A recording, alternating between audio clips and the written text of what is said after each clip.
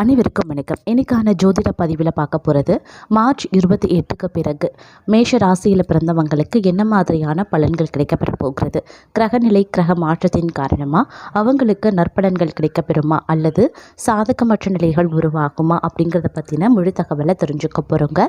So இந்த பதிவு உங்களுக்கு மிக பயனுள்ள விகிதத்தில் இருக்கும். வீடியோவை ஸ்கிப் பண்ணாமல் கடைசி வரைக்கும் பாருங்கள். வீடியோக்குள்ளே போகிறதுக்கு முன்னாடி இது வரைக்கும் நீங்கள் நம்ம சேனலை சப்ஸ்கிரைப் பண்ணல அப்படின்னா உடனே சப்ஸ்கிரைப் பண்ணிக்கோங்க. அப்படியே பக்கத்தில் இருக்கக்கூடிய நோட்டிஃபிகேஷனுக்கான பெல் பட்டனையும் ப்ரெஸ் பண்ணிக்கோங்க. சரி நேர்களே, வாங்க வீடியோக்குள்ளே போகலாம். மேஷ ராசி அன்பர்களே, இந்த காலகட்டம் தங்களுடைய வாழ்க்கையில் மிகப்பெரிய மாற்றத்தை ஏற்படுத்தக்கூடிய வகையில் அமைகிறதுங்க. கிரகநிலைகள் சாதகமற்ற நிலைகளில் உருவாக்குறது அப்படிங்கிறதுனால பல்வேறு சவால்களையும் பிரச்சனைகளையும் எதிர்கொள்ள வேண்டியதாக இருக்கும். அதிர்ஷ்டம் தங்களுக்கு சாதகமற்றதாக இருக்கக்கூடிய ஒரு சூழ்நிலையை இந்த நேரத்தில் உருவாக்கும். அப்படிங்கிறதுனால கொஞ்சம் உஷாராக செயல்பட வேண்டியது அவசியமான ஒன்று. அதனால் கூடுமான வரைக்கும் அதீத கவனத்தோடு இருக்க பாருங்க. இந்த காலகட்டம் தங்களுடைய வாழ்க்கையில் மிகப்பெரிய மாற்றத்தையும் உண்டு பண்ணலாம். அது மட்டும் இல்லாமல் சில நேரங்களில் அது உங்களுக்கு விபரீதத்தையும் ஏற்படுத்தலாம்.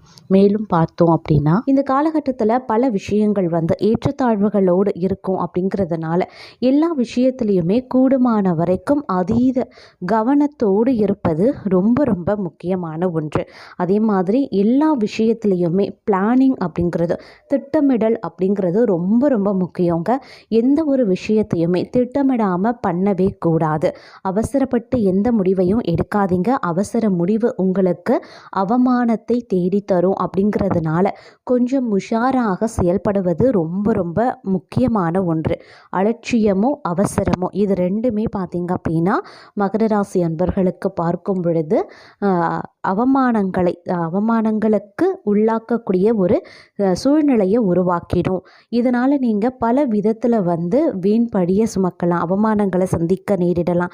தவறே பண்ணாமல் நீங்கள் தவறு குற்றம் சாட்டப்படலாம். இந்த மாதிரியான விஷயங்கள் நடைபெறுவதற்கு வாய்ப்புகள் இருக்குது. அப்படிங்கிறதுனால கொஞ்சம் உஷாராக இருப்பது அவசியங்க.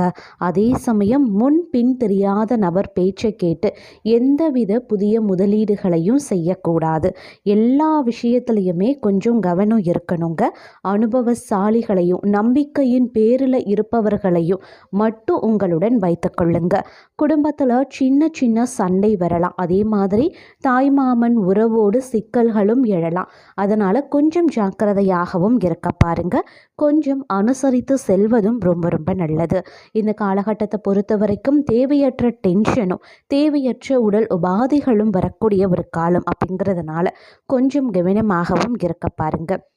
அதே சமயம் எந்த ஒரு விஷயத்திற்குமே உடனே பயந்து ஒதுங்கிவிட வேண்டாம். டென்ஷன் எதனால் வரும்? உங்களுடைய கடமைகளை சரியான நேரத்தில் செய்யாததன் மூலமாக வரக்கூடியது தான் டென்ஷன். அதே மாதிரி உடல் உபாதைகளும் எதனால் வருது அப்படின்னா ஆரோக்கியமான உணவை சாப்பிடாமல் இருக்கிறதுனாலையும் நேரத்திற்கு சாப்பிடாமல் இருந்தாலும் உடல் உபாதைகள் வரும். ஆக இந்த இரண்டு விஷயத்தையும் சரி செய்து கொள்ளுங்க. அப்போ தான் உங்களுடைய வாழ்க்கையில் வரக்கூடிய முக்கால்வாசி பிரச்சனைகளை உங்களால் குறைக்க முடியும். அதிலும் குறிப்பாக டென்ஷனை உங்களால் நிச்சயம் குறைக்க முடியும். டென்ஷன் குறைஞ்சது அப்படின்னாலே பாதி பிரச்சனை குறைஞ்ச மாதிரி தாங்க.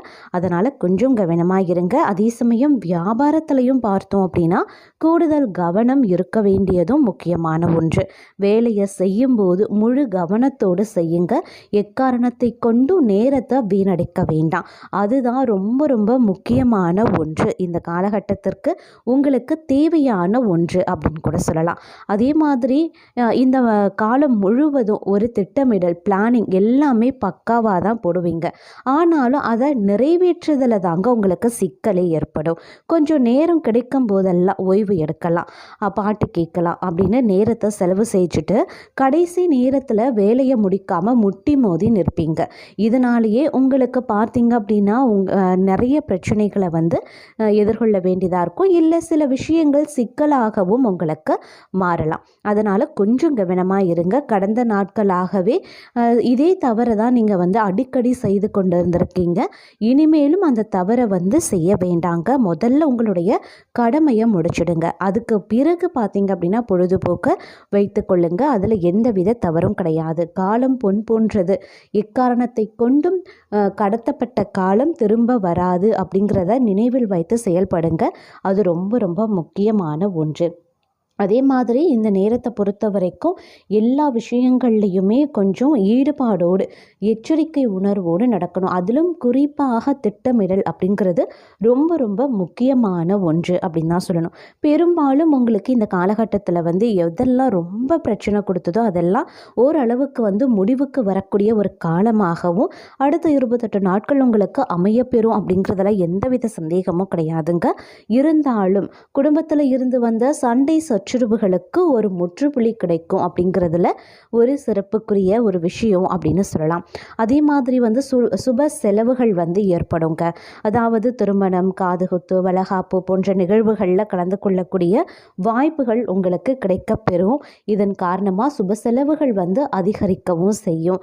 ஆரோக்கிய பிரச்சனைகள் வர வாய்ப்புகள் இருக்குது. அதிலும் குறிப்பாக வயிறு சம்பந்தப்பட்ட பிரச்சனைகளை உடனடியாக கவனித்து விடுங்க. உரிய மருத்துவரை அணுகி அதற்குரிய மருந்துகளை உட்கொள்ள பாருங்க. அதே மாதிரி நிதி நிலைமை கொஞ்சம் மோசமாகத்தாங்க இருக்கும். வரவேண்டிய பணம் கைக்கு வந்து சேராம இழுபறியாகவும் இருக்கலாம்.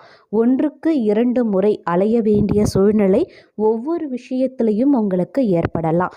சுபகாரியங்கள் வீட்டில் நடக்க துவங்கும். உடல் உபாதைகள் கொஞ்சம் கொஞ்சமாக விலக ஆரம்பிக்கும். பெரியவர்களினுடைய ஆசீர்வாதமும் இறைவனினுடைய ஆசீர்வாதமும் ஒன்று சேர கிடைக்க பெற்று இந்த காலம் ஓரளவிற்கு சந்தோஷமாகவே இருக்கும் அப்படின்னு கூட சொல்லலாங்க.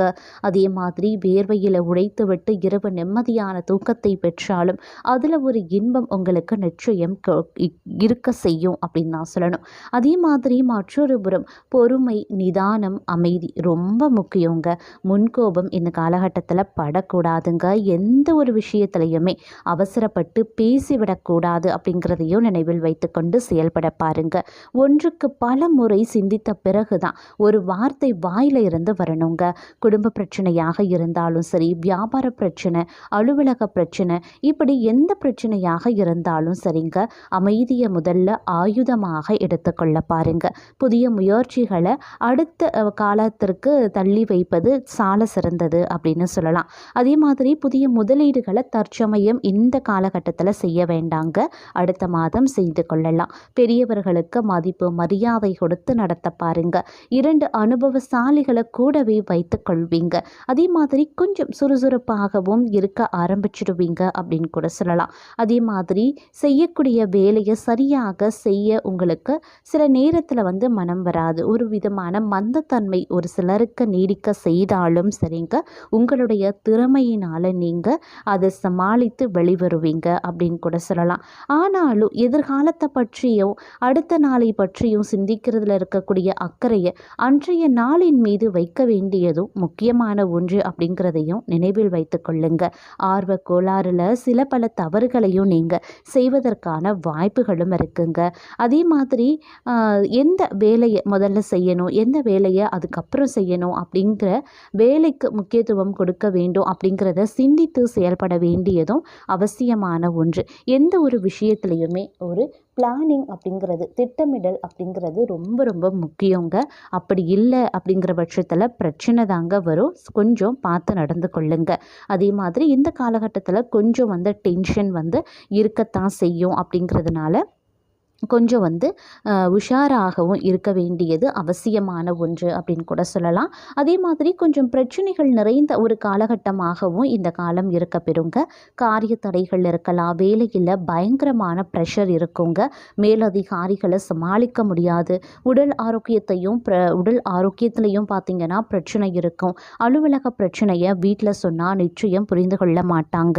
அவர்களும் இந்த பக்கம் ஒரு இடி இடிப்பாங்க. எல்லா பிரச்சனைகளையும் தலை மேலே போட்டு சுமக்க வேண்டிய சூழ்நிலை தான் உண்டாகும்.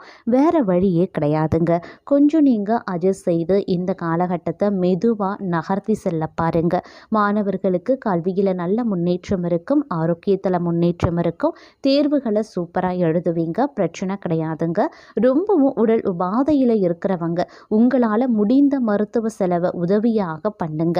அதே மாதிரி நிலைமை கொஞ்சம் மோசமாகத்தான் இருக்கும். அதிலும் குறிப்பாக சொல்லணும் அப்படின்னா நிதி நிலைமை, பொருளாதார வளமை கொஞ்சம் நெருக்கடியை ஏற்படுத்தலாம். வரவேண்டிய பணம் கைக்கு வராது, அது வந்தாலே பிரச்சனைகளை சமாளித்து விடலாம் அப்படிங்கிற எண்ணம் உருவாகலாம். பணம் வாசல் வரைக்கும் வந்தாலும் வேறு செலவுக்கு வெளியே செல்லுமே தவிர கையில் சேமிப்பு அப்படிங்கிறது தங்காதுங்க. இதனாலேயே பெரிய பிரச்சனை குடும்பத்தில் வர்றதுக்கு வாய்ப்புகள் இருக்குது. பேலன்ஸ் பண்ணணுங்க. அதனால் கொஞ்சம் கவனமாக இருங்க.